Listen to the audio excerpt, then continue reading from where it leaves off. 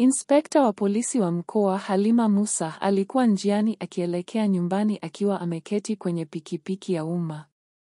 Dereva wa pikipiki hakuwa na wazo kwamba mwanamke aliyeketi nyuma yake hakuwa mwanamke wa kawaida bali ndiye inspekta wa polisi wa mkoa. Halima alikuwa amevaa nguo za kawaida za kitenge na alionekana kama mwanamke wa kawaida. Alikuwa anarejea nyumbani kuhudhuria harusi ya ndugu yake. Halima alifikiri angehudhuria sherehe hiyo si kama afisa wa polisi bali tu kama jamaa. Dereva wa pikipiki, Rashidi, akiendesha alisema, "Mama, ninapita njia hii kwa sababu yako tu. Vinginevyo kwa kawaida sipitiki njia hii." Inspekta Halima aliuliza, "Lakini kwa nini kaka? Kuna shida gani na njia hii?" Rashidi akajibu, "Mama, kuna baadhi ya maafisa wa polisi wamesimama upande wa barabara. Msimamizi wa polisi katika eneo letu hulipisha faini madereva wa pikipiki bila sababu na anakusanya pesa kutoka kwa madereva bila kosa lao. Na kama wanakataa, wanawapiga. Sijui hatima yangu ni nini leo. Mungu asije tukakutana naye barabarani sasa hivi. Vinginevyo atanikamata bila kosa langu na atanitisha pesa." Alama ya nyota, alama ya nyota. Kama unataka kujua jinsi Inspekta Halima atakavyoshughulikia hali hii, endelea kutazama. Tafadhali subscribe kwa hadithi zaidi za kushangaza. Alama ya nyota, alama ya nyota. Inspekta Halima alijiuliza kwa ndani, je, anachosema dereva huyu ni kweli? Je, msimamizi wa kituo cha polisi kweli hufanya mambo mabaya kama hayo? Walipokuwa wamesonga kidogo, wakaona msimamizi Hamisi amesimama kando ya barabara pamoja na wenzake wakikagua magari. Mara pikipiki ilipofika mbele yao, msimamizi Hamisi akaelekeza kwa fimbo yake na kusimamisha pikipiki. Hamisi kwa hasira alisema, "Haya bwana dereva, shuka. Hii ni barabara ya baba yako. Unaendesha kwa mwendo wa kasi, hauogopi sheria. Haraka lipa faini ya shilingi 5,000. Kisha akatoa kitabu cha faini. Dereva Rashidi alisema kwa hofu, "Afisa, sijasababisha kosa lolote. Kwa nini mnanipa faini? Tafadhali usifanye hivi. Sio kosa langu na sasa hivi sina pesa za kiasi hiki. Huyu ndiye mtu wa kwanza leo kubeba. Nitapata wapi shilingi 5,000? Msimamizi Hamisi akazidi kuchocheka akasema kwa sauti kali, "Usiongee sana mbele yangu. Huwezi kosa pesa, unaendesha pikipiki bure. Haraka toa karatasi za pikipiki yako." "Je, pikipiki hii imeibwa?" Dereva alitoa karatasi zake zote kwa haraka na kuonyesha. Kila karatasi ilikuwa sawa. Vyote yalikuwa kamili. Lakini Hamisi alisema, "Karatasi ziko sawa lakini unashtaki bado. Sasa kama si shilingi 5,000, nipe shilingi 3,000. Vinginevyo nitachukua pikipiki yako sasa hivi." Inspekta Halima aliyekuwa karibu alitazama kwa makini na kusikiliza. Aliona jinsi msimamizi Hamisi alivyomkandamiza dereva maskini mchapakazi bila sababu, akijaribu kumnyanyasa ili achukue pesa. Halima alikuwa na hasira lakini alidumisha utulivu ili kwanza afahamu ukweli kisha achukue hatua kwa wakati unaofaa. Dereva akiwa amechanganyikiwa na kuogopa aliuliza Hamisi, "Afisa, nitapata wapi pesa nyingi hivi? Nimepata tu shilingi 300 hadi sasa. Nitawatolea wapi shilingi 3,000? Tafadhali mnisamehe, nina watoto wadogo. Mimi ni maskini, nafanya kazi kwa bidii ili kuwahudumia na kile ninachopata ndicho tunakula tu." Halima aliposikia yale maneno hakuweza kujizuia. Mara moja alisogea mbele na kusimama mbele ya msimamizi Hamisi akasema kwa sauti thabiti, "Msimamizi, unafanya kosa kubwa. Kwa nini unamtoza dereva faini wakati hajafanya kosa lolote? Hilo ni kinyume cha sheria. Una haki ya kumtesa mtu maskini namna hii. Mwachie huru." Hamisi tayari alikuwa na hasira na maneno ya Halima yalimuongezea zaidi. Kwa ghadhabu kali akasema, "Sasa unanifundisha mimi sheria? Unazungumza sana. Inaonekana na wewe utahitaji kuonja jela. Sasa nyinyi wawili kaeni ndani pamoja, huko ndiko mtatumia maneno yenu. Uso wa Halima uligeuka mwekundu kwa hasira, lakini alijizuia. Alitaka kuona mpaka wapi msimamizi huyo angefikia. Hamisi hakuwa na wazo kabisa kwamba mwanamke aliyesimama mbele yake akiwa amevaa sare rahisi ya kitenge hakuwa mwanamke wa kawaida, bali ndiye inspekta wa polisi wa mkoa, Halima Musa. Kisha Hamisi akawaamuru wenzake, chukueni hawa wote wawili, tupeleke kituo. Tutaona kama wataendelea kuongea huko. Askari wawili wa kiume na wawili wa kike waliwasogelea haraka, wakamkamata dereva Rashidi na Halima, kisha wakawaongoza hadi kituo cha polisi. Walipofika, Hamisi akasema kwa majivuno, wakabisheni hapo benchi. Tutaona sasa kama wataendelea kuongea. Tuwafundishe adabu zao. Askari wakawakalisha wote wawili kwenye benchi. Hamisi akaketi kwenye kiti chake, akapokea simu kwenye simu yake ya mkononi.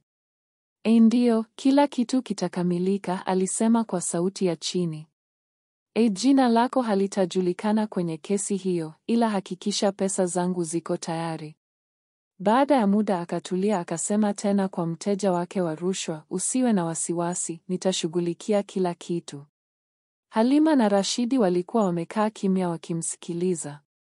Halima akawaza moyoni, kwa hivyo huyu msimamizi si tu anawanyanyasa watu barabarani, bali pia anapokea rushwa ndani ya kituo. Anaiba haki za maskini kwa tamaa yake. Lakini Halima alizuia hasira yake. Alijua si busara kutenda kwa hasira. Mapambano ya kweli yangekuwa kwa ushahidi na kwa njia sahihi, ili utawala mzima wa polisi na wananchi wote waweze kuona ukweli. Akawa anapanga kimya kimya jinsi ya kumfichua Hamisi hadharani. Rashidi aliyekuwa ameketi karibu naye alikuwa na hofu kubwa, akifikiria kuhusu familia yake na watoto wake. Halima akamgeukia taratibu na kusema kwa utulivu, usiwe na wasiwasi. Msimamizi huyu hawezi kukudhuru. Mimi nipo na wewe. Nimeona kila kitu na nitamfichua. Usiogope, si kosa lako, utakuwa salama. Mimi si mwanamke wa kawaida. Mimi ni inspekta wa polisi wa mkoa, Halima Musa. Nimekuwa nikikusanya ushahidi juu ya matendo mabaya ya msimamizi huyu. Akaendelea kwa sauti ya upole lakini thabiti, nipo kimya tu sasa, lakini muda ukifika nitasafisha uovu huu wote na kumweka hadharani mbele ya umma. Kusikia hivyo, Rashidi alihisi nafuu kidogo. Alipumua kwa nguvu na kuuliza kwa mashaka, yote haya? Wewe kweli ni inspekta wa polisi, dada?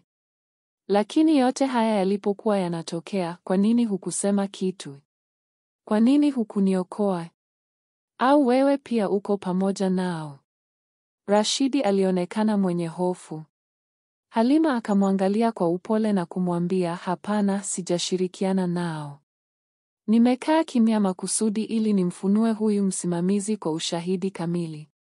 Usihofu, haki itapatikana. Nimekaa tu ili nitambue ni mambo gani mengine yasiyo halali anafanya. Ndiyo maana nimesimama kimya.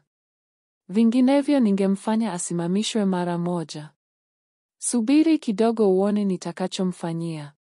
Baada ya muda, msimamizi Hamisi alirudi kwenye ofisi yake. Alimpigia simu askari na kumwambia amlete dereva. Askari mara moja akatoka na kumuita dereva, bwana afisa anakuitia. Rashidi aliposikia hilo akatetereka kwa hofu, lakini Halima akamtia moyo, usijali, nitasimamia kila kitu kitakachotokea. Rashidi akaenda mbele ya msimamizi Hamisi. Hamisi akamtazama akicheka na kusema kwa kiburi, sikiliza, ukitaka kuokolewa na kuendelea kuendesha pikipiki yako, utalipa shilingi 3,000. Vinginevyo nitachukua pikipiki yako, nitakuwa adui yako. Mimi nitaamuru hapa eneo zima, ninaweza kufanya nilichotaka. Usiniweke kinyume, fanya unachosema. Haraka lete shilingi 3,000. Moyo wa dereva ukaanza kupiga kwa nguvu. Akalia kwa hofu, afisa nisamehe. Tazama hali yangu, sina pesa nyingi hivi. Nitawatolea wapi shilingi 3,000 sasa hivi? Tafadhali niwekee huruma. Nina watoto wadogo, nitawezaje kuwahudumia? Hamisi kwa ghadhabu akajibu, nisikie. Ukitaka kuokolewa, tolea pesa. Kwa woga, dereva akaweka mkono mfukoni kwake na kutoa shilingi 2,000 akisema kwa mtetemeko, hii ndiyo yote nilionayo, tafadhali chukua hii niende. Hamisi akachukua pesa akasema, sawa, toka nje ukakae. Kisha akawaambia, yule mwanamke aliyekuja pamoja naye, sasa mjitokeze. Dereva akatoka nje na kumwambia mteja wake, mama, afisa anakuita. Halima bila kusita akaamka na kuingia ndani. Msimamizi Hamisi akamuuliza kwa ukali, jina lako ni nani? Halima akajibu kwa sauti ya kujiamini, unaongelea jina langu nini? Tafadhali niambie lako kwanza. Kwa nini umeniita? Msimamizi huyo alishtuka. Hakuamini mwanamke wa kawaida angeongea naye kwa ujasiri huo. Akasema, usijifanyie kiburi. Tutakufundisha adabu. Viboko vichache vitaondoa kiburi chako. Ukitaka kwenda nyumbani haraka, toa shilingi 2,000, vinginevyo utakaa gerezani. Halima kwa ujasiri akajibu, sitakupa hata shilingi 1. Sijafanya kosa lolote. Unaniomba pesa kwa nini? Unafuata sheria au wewe ndiye unavunja sheria? Ni kazi yako kuwatisha na kuwatia hofu maskini. Je, hiyo ndiyo wajibu wako? Maneno ya Halima yalimchoma Hamisi. Kwa ghadhabu alimpa amri askari, mfungeni mwanamke huyu sasa hivi na umpelekeni gerezani. Askari akatekeleza na kumfikisha Halima ndani ya seli. Hakukuwa na mtu aliyefikiria matokeo makubwa yaliyojiri siku hiyo. Halima aliketi kimya. Macho yake yalionyesha si hasira bali azimio. Baada ya muda mfupi, gari la serikali lilisimama nje ya kituo cha polisi. Kutoka ndani akatoka Juma, mkuu wa utawala wa mkoa. Uso wake ulikuwa umejaa hasira. Aliingia moja kwa moja ndani na kumuuliza askari wa mapokezi, nimesikia kuna mwanamke amefungwa hapa. Ni nani huyo? Askari akajibu kwa hofu, ndiyo bwana, lakini kuna tatizo gani? Wakati huo huo, msimamizi Hamisi akatokea ndani akisema, nani huyo? Kuna nini? Juma akamkazia macho na kusema, nimesikia umemfungia mwanamke, nataka kumuona. Hamisi akajibu kwa kujidai, ndiyo nimemfungia. Njoo nikuonyeshe. Bila kujua kilichokuwa kinakuja, Hamisi akampeleka Juma kwenye seli. Walipofika, Juma alipomtazama yule mwanamke alishtuka sana. Akapiga kelele, umefanya nini? Unajua huyu ni nani? Huyu ni inspekta wa polisi wa mkoa wetu. Umefunga afisa wako mwenyewe. Miguu ya Hamisi ikatetemeka. Akasema kwa hofu, huyu ndiye inspekta wa polisi wa mkoa. Sikuwa najua. Juma mara moja akawapa ishara askari wafungue mlango. Halima akatoka kwa utulivu, akasimama mbele yao na kwa sauti ya upole lakini thabiti akaeleza kila kilichotokea, jinsi Hamisi alivyomzuia dereva wa pikipiki, akamtoza pesa, akampiga. Kisha akawaleta wote kituoni na kuwanyanyasa kabla ya kumweka yeye ndani. Juma alitambua uzito wa jambo hilo. Mara moja akatuma taarifa rasmi kwa kamanda wa polisi wa mkoa na kamanda mkuu wa polisi kupitia njia rasmi. Ripoti ya maandishi na simu rasmi zilitumwa kuhakikisha hatua zinachukuliwa mara moja. Kamanda wa polisi alipokea taarifa hiyo na kuona uzito wake.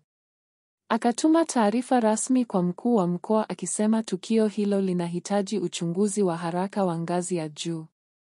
Mkuu wa mkoa aliposikia habari hizo, alifika kituoni pamoja na kamanda wa polisi, akaingia ndani na kumkabili msimamizi Hamisi.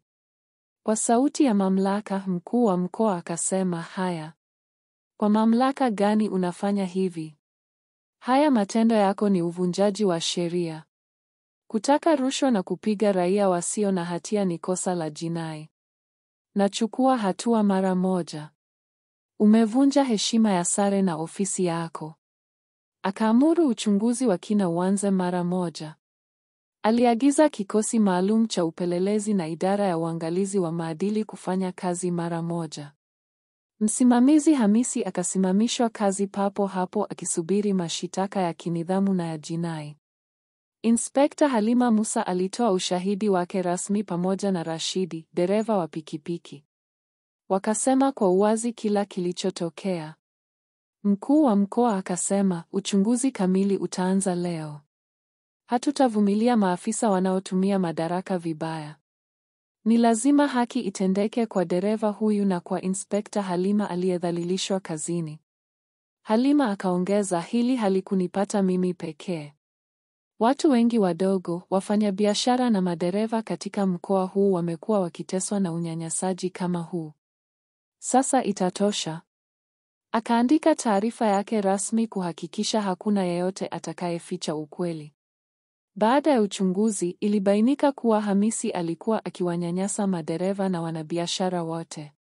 Ushahidi wote uliokusanywa na maelezo ya Inspekta Halima Musa pamoja na dereva Rashidi ulithibitisha tuhuma hizo bila shaka yoyote.